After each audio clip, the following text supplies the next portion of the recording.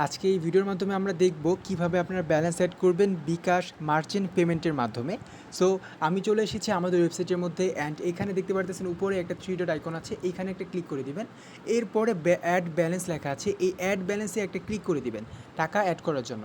দেখতে পারতেছেন এটা হচ্ছে তাদের ম্যানুয়াল সিস্টেম।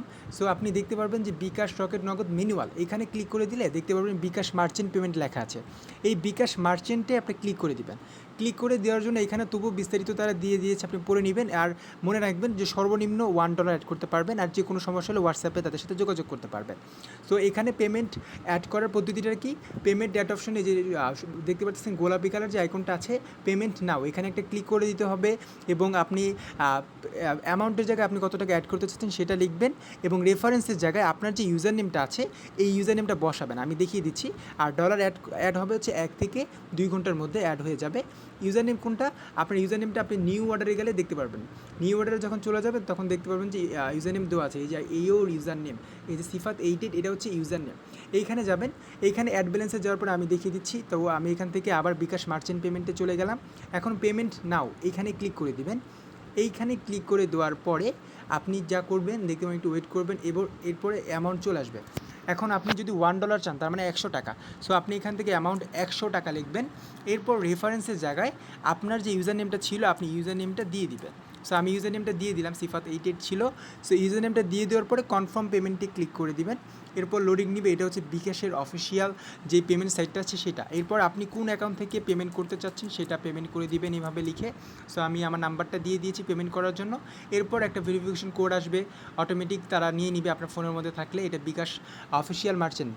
সো আপনার পেমেন্টটা যখন হয়ে যাবে তখন আপনি 1 থেকে 2 ঘন্টার মধ্যেই আপনার অ্যাকাউন্টের মধ্যে ব্যালেন্স অ্যাড হয়ে যাবে।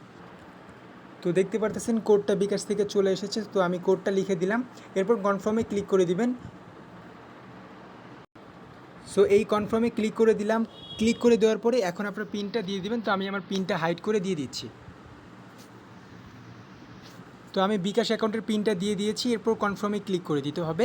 এরপর জাস্ট একটু ওয়েট করবেন, তারা ভেরিফাই করে নিবে এবং আপনার অ্যাকাউন্ট থেকে পেমেন্টটা অটোমেটিকলি হয়ে যাবে।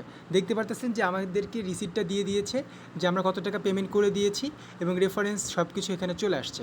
সো এখন আপনি জাস্ট কী করবেন, 1 থেকে 2 ঘন্টা ওয়েট করবেন, অটোমেটিক আপনার অ্যাকাউন্টের মধ্যে ডলার অ্যাড হয়ে যাবে। সো আমি একটু ওয়েট করে নিচ্ছি।